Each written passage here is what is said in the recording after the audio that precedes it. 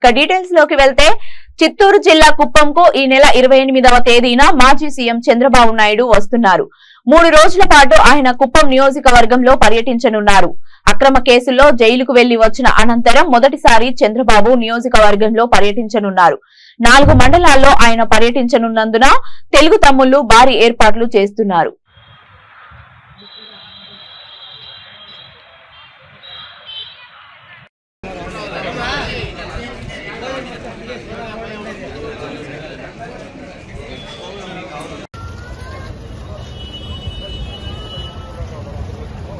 ఏర్పాట్లు తీసుకొస్తాం.